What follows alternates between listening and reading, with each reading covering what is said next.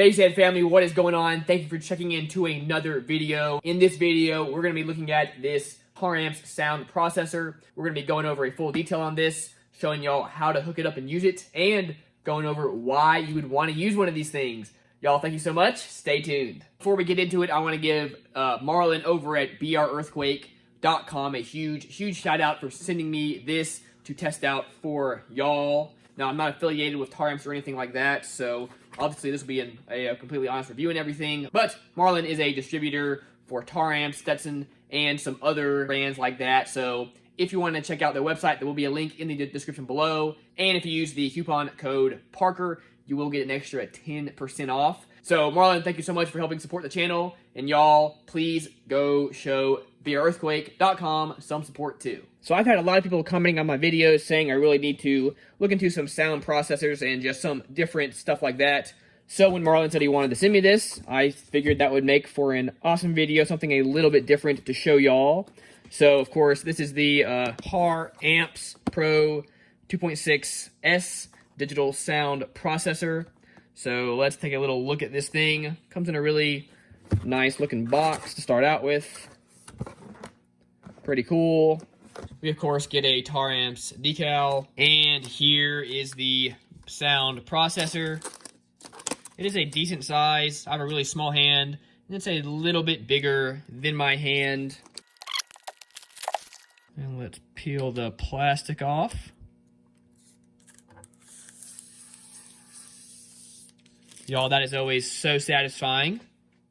Here it is, got a very cool shiny finish.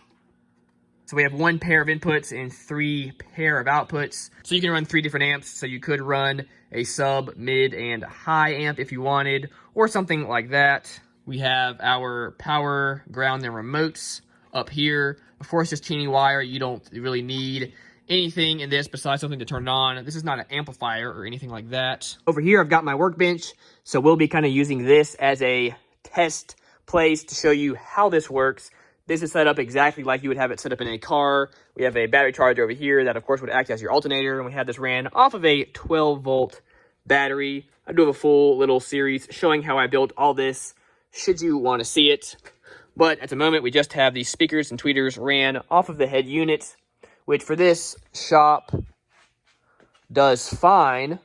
But having this guy hooked up will allow me to hook up multiple amps. It will allow me to run my mids and my highs separately, which can have some benefits, and I'll just go over all that. Now, normally your mid and tweeter setup will be something like this. Well, you'll have your positive and negative running in parallel to each speaker. So you have your positive, negative running to here, and your positive, negative running to your tweeter as well. And then in order to block those lower frequencies from going to your tweeter and damaging it, you'll have a bass blocker or a capacitor over here. These are normally measured in microfarads, and different ones will have a little different size depending on what frequency you want to block going to this speaker. Now, if you buy a nicer component set of speakers together, normally they will have an actual little crossover that goes in between before the microfarad that also helps block some of that extra noise or lower frequencies that you do not want going into your tweeter. But in my case,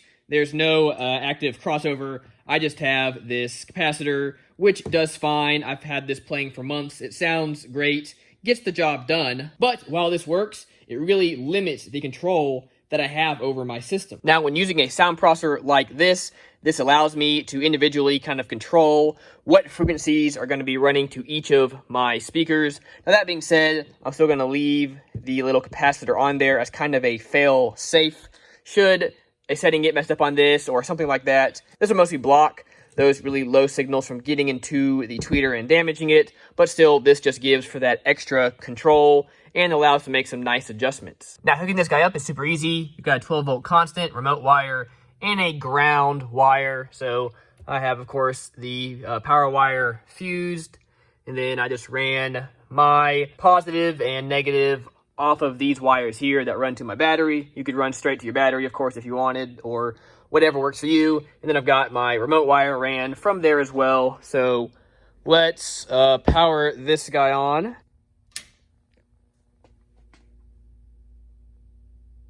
Okie dokie. And this guy powers right up. Really, really cool, guys. When you first power this thing up, it comes to your main menu, and you have all kinds of settings and whatnot.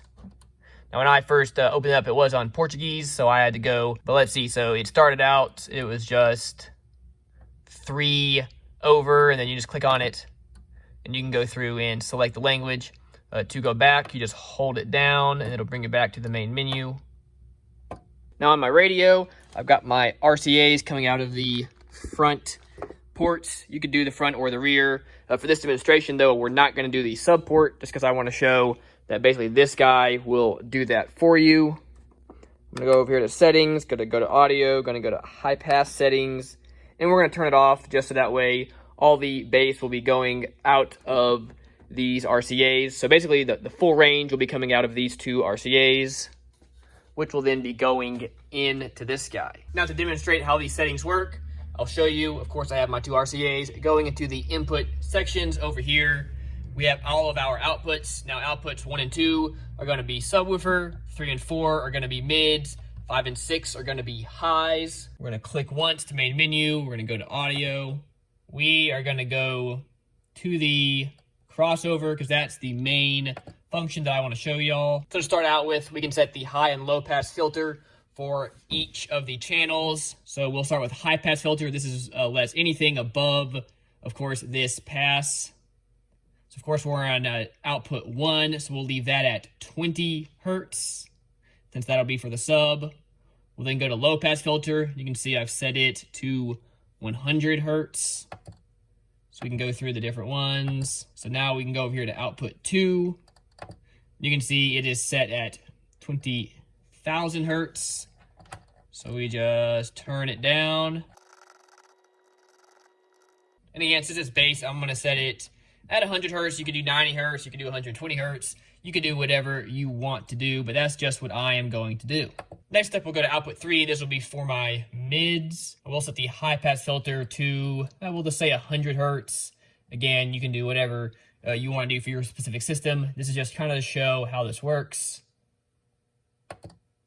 We'll leave the slope alone. Go to low pass filter. Again, you can set this to whatever you feel like for your tweeters. Just for the sake of this video, we'll set it to 5,000 hertz. We'll repeat the same thing for your output 4.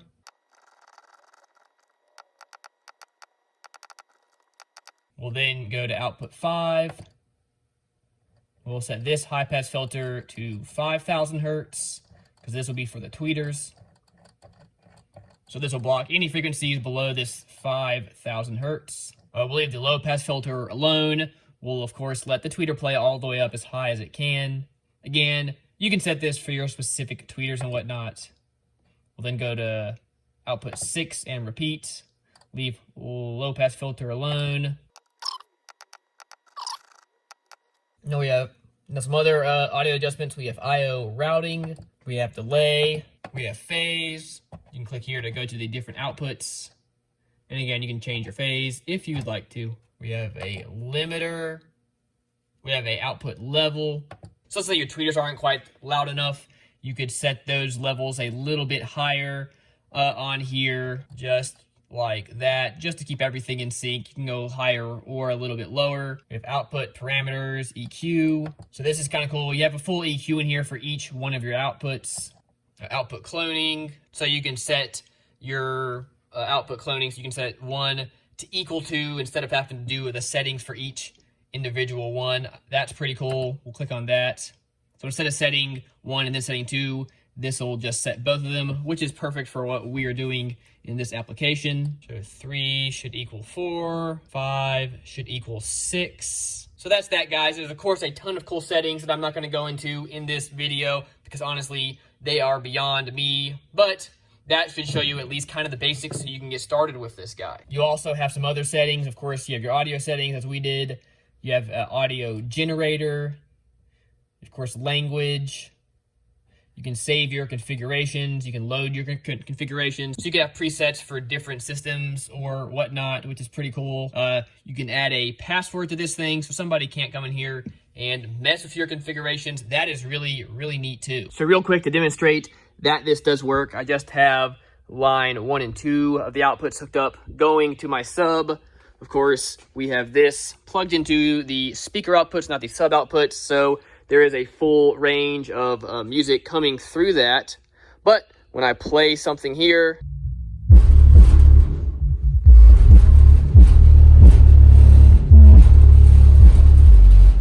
what's cool about this, I can come over here, I can hold this down, and that turns that output off. Really, really cool. I can then turn it back on.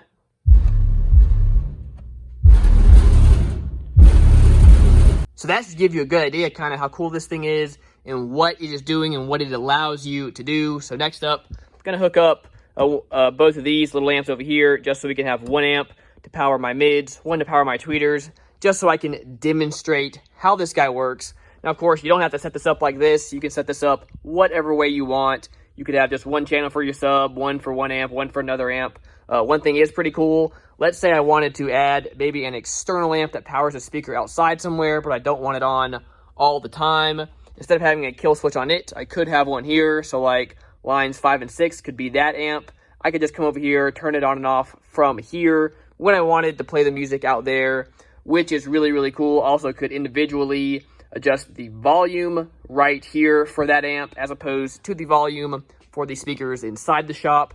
Just an endless amount of options with this thing, guys. Ox, the one and only Basshead Kitty, has come to help. Oh, haven't you? Such a good boy. Anyway, I've got all this hooked up. It is a huge mess, guys. I would not recommend hooking anything up like this messily.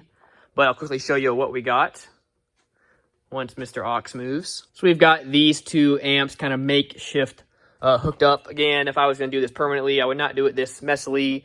But we do have grounds and power wire. We have an old fuse and everything, so it is hooked up just like you would have it hooked up in your 12-volt system. I've got a Defont Apocalypse Arnold speaker over here hooked up to my Taramps, and that is ran off of my mid channel.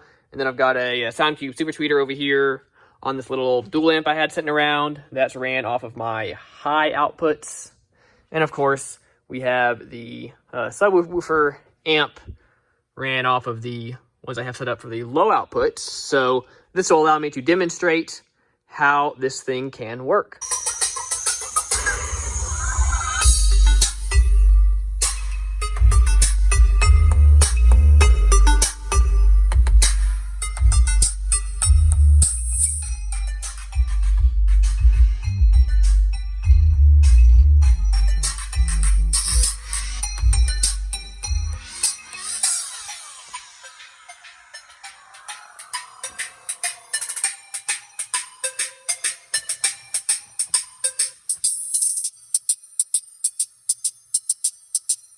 So that's pretty cool how I can just play one or the other. What's kind of neat about this, I can just adjust the tweeter so it is a little bit louder. So then when I turn these back on,